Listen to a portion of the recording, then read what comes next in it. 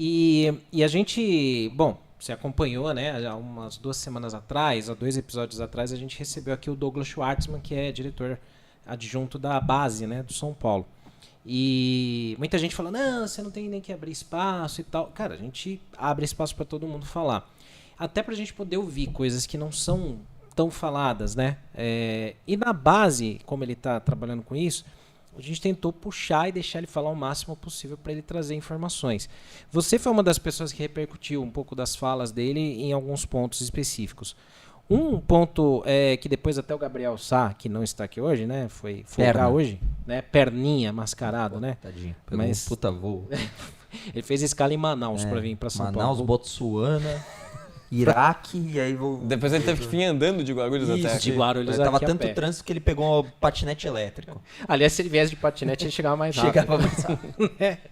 A gente vai ter uma pergunta dele daqui a pouco. Só que, assim, um dos pontos é essa mudança de característica da base do São Paulo, né? De começar a trazer jogadores prontos, né? Você vê isso positivo? Você vê essa mudança como algo positivo para o São Paulo ou um risco de falar, porra, mas Coutinho não era para formar? Esse foi um movimento que aconteceu na base do São Paulo desde o início dessa gestão, né? A gente teve lá para 2021 a chamada do Alex, essa mudança de perfil de treinador que aconteceu. Foi o Alex, depois foi o Belletti, que tem um perfil muito parecido, embora dentro de campo o resultado tenha sido bastante diferente entre os dois. Acho que o Alex até tinha um perfil mais formador do que o Belletti. Sim. O Belletti veio com uma vontade muito grande de vencer os títulos com o Sub-20 do São Paulo e isso forçou ele a trazer jogadores muito maturados para o Sub-20, até contratações maturadas para o Sub-20.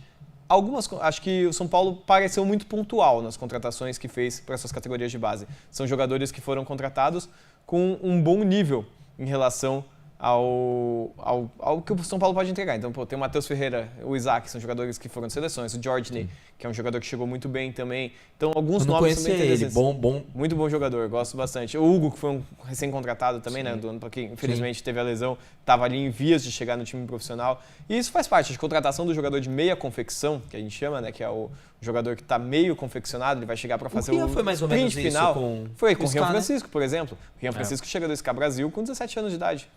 Vai fazer 17 anos, chega para o Sub-17 do São Paulo. Sim. Então, é um jogador de meia confecção.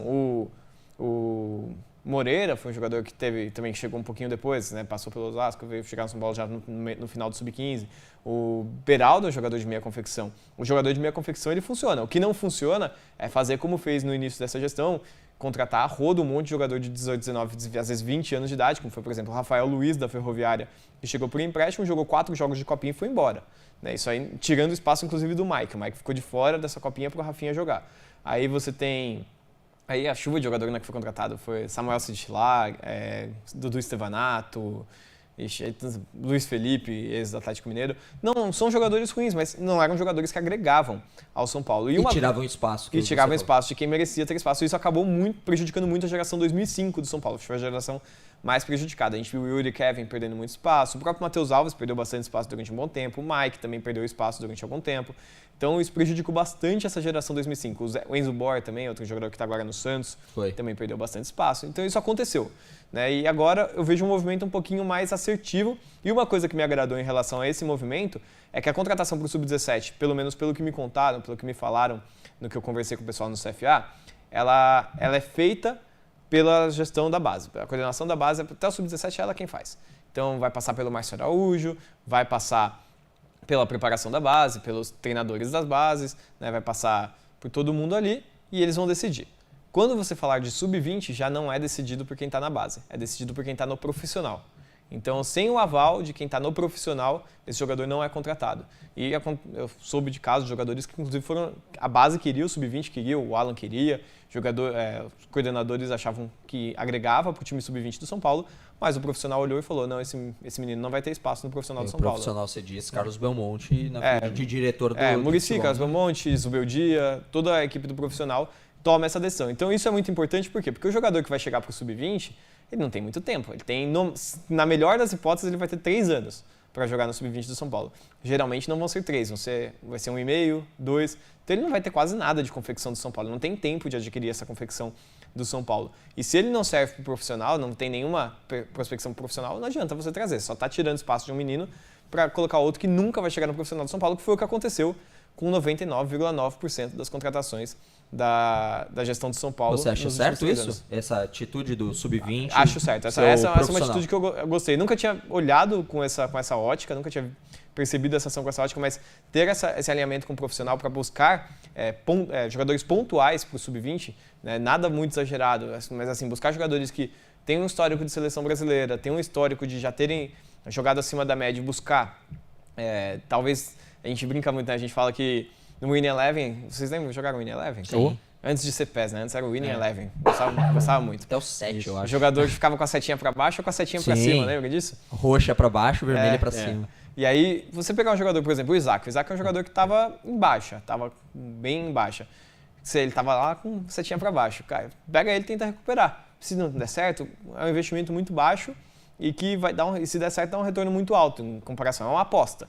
Continua sendo uma aposta. E desde que isso não seja alarmante, não seja tipo, nossa, vou contratar 20 jogadores, 11 jogadores. Contratei 3 para o Sub-20, contratei 2 para o Sub-17, 4. Às vezes para o Sub-17 pode até contratar mais, dependendo da geração que você tem nas suas mãos. Aí eu acho que faz sentido. O que não faz sentido foi o que aconteceu no início da gestão, né? Contratou 7 goleiros, aí contratou não sei mais quantos, aí passou... Só no gol do São Paulo foi Kennedy, Levi, Lorenzo. Nossa, Kennedy, é verdade. Veio de Santa Cruz, não foi? Praticamente nem jogou. E teve o Dória também, o Arthur Dória.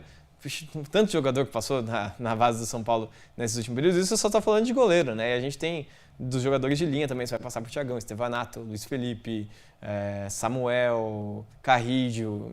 Olha quantos nomes que eu falei que ninguém, se bobear, metade do chat aqui nem sabe quem são, porque realmente não chegaram nem a prospectar para o profissional, não tiveram em nenhum momento nível para jogar no futebol profissional do São Paulo. Então, só vale essa contratação se o futebol profissional olha e fala, esse menino eu estou de olho para num possível futuro próximo aí a gente contar com ele. Eu estive em Cotia recentemente também para conhecer um pouco da estrutura, me chamaram para me mostrar assim, a melhoria que fizeram no refis, né, de Cotia. Você esteve lá então? Estive lá. Então você viu, assim, eu conversei com algumas pessoas, essa questão da contratação, conversei, se eu não me engano, foi com o Pedro Jatene, pode ser? Sim, preparador físico. Preparador físico. E ele veio do Palmeiras. Coordenador, né, da preparação já. Então, coordenador de preparadores, não é agora? E ele chega do Palmeiras e ele fala assim, tipo, a estratégia do Palmeiras foi realmente contratar e abusar da parte física, assim, de, sabe, bater na parte física dos adversários e ganhar na correria, na explosão, no jogo de corpo. E aí ele fala assim, pô, aqui a gente tem uma grande chance de combinar essa parte física de qualidade com a parte mais técnica. Então, e somado tudo isso com as reformas e até a parceria, o patrocinador Master, assim, eu achei interessante, porque é uma parceria que foi feita com equipamentos de primeiro mundo, né? Eu falei assim, pô, onde eu encontro? Se eu quiser, assim, você sabe que eu sou um cara atlético, né? Muito. Um cara mais fisiculturista. Sim. Então, vou para uma academia, quero me inscrever numa academia fazer. Onde que eu acho esse equipamento? Fala, nenhum lugar. Nenhuma academia no Brasil tem esse tipo de equipamento. Então, assim, eu vejo boa vontade e tentativas, né, corretas. Acho que foi um acerto também o Alan e a comissão dele. Mas eu não sei se não tá faltando só encaixar essa transição, cara. Hoje acho que é o grande problema. De entender assim, o que o Alan tá fazendo e o que o treinador do profissional, seja o Zubeldia ou qualquer outro. É o ponto mais crítico. Né? Esse é o ponto crítico. Acho que você mencionou uma parte muito importante, né? O São Paulo mudou muito, né, de 2024 para cá. Essa é a grande verdade. O último ano de São Paulo no CFA é uma outra versão do CFA de Cotia e que me anima muito. Eu estive lá recentemente também, há uma semana, mais ou menos, uma semana e meia. Eu estive no CFA, conversei com praticamente todo mundo do CFA. Inclusive, eu vou retornar lá em breve para conversar mais com algumas outras pessoas. E foi um convite muito bom de ter recebido. Assim, me senti valorizado também por eles quererem que eu conhecesse um pouquinho mais da estrutura. E conversei com as pessoas lá dentro. E eu vejo hoje uma coisa que eu não via há muito tempo no São Paulo, que é um CFA de Cotia pioneiro, né? Realmente acima do que é possível esperar. Existiu um período, quem acompanha o CFA há mais tempo, teve um período que a Cotia era muito superior à Barra Funda, mas não era um pouquinho não, em tudo, em análise de desempenho, em scout, era tudo muito superior. As pessoas de Cotia, os profissionais eram melhores que os profissionais da Barra Funda e os equipamentos também eram melhores. Que foi o que falaram que é atual. Porque E é exatamente o que está acontecendo agora. Eu vejo hoje... não tem na Barra Funda parecida. os aparelhos que tem em Cotia. Exatamente. Tomara que eles consigam levar para Barra Funda também o que está sendo feito em Sim. Cotia. Tomara que isso seja possível. Mas existiu um período em que isso, cara, tem... Alguns amigos que já trabalharam comigo vão lembrar disso. A gente fazendo trabalho de scout, de análise de desempenho, a gente foi para Cotia apresentar alguns projetos, teve algumas coisas bem legais que um colega foi apresentar lá. E ele, conversando com Cotia sabia de coisas em relação a equipamentos e inovações na época, lá para 2018, 2019, isso já faz um bom tempo, que a Barra Funda não estava ciente, que os caras da Barra Funda não conheciam. Tanto é que depois uma boa parte da galera de Cotia acabou indo para Barra Funda efetivamente, depois eles acabaram deixando. Um menino está no North Texas, né, no UFC Dallas, outro foi para outro time também fora do país, eles vão trabalhando, vão achando seu espaço. Então hoje eu vejo isso, eu vejo uma situação em que Cotia voltou a ser inovadora e isso vem de um ano para cá. As mudanças que foram feitas, a sensação que eu tenho, e isso conversando com muita gente lá, é que eles identificaram que a rota estava errada. Ninguém queria que a rota estivesse errada, eu imagino. Não creio que propositalmente eles fizeram a rota errada. E eu critiquei muito. Quem acompanha minhas redes sociais sabe o quanto eu critiquei Cotia nos últimos 3, 4 anos. E eles identificaram, a rota está errada, a gente foi para o caminho errado. Erramos nas pessoas que demitimos, erramos na direção que tomamos, erramos nessa construção de sub-20, muito foco de sub-20, pouco foco nas categorias menores e pouca integração entre o sub-20 e essas categorias menores. Erramos, vamos consertar. E a sensação que eu tenho é que estão consertando e estão consertando com uma evolução. Como se a gente tivesse parado lá para 2019, 2020 e retomamos agora e retomamos com um upgrade, com uma evolução em relação ao que se tinha naquela época.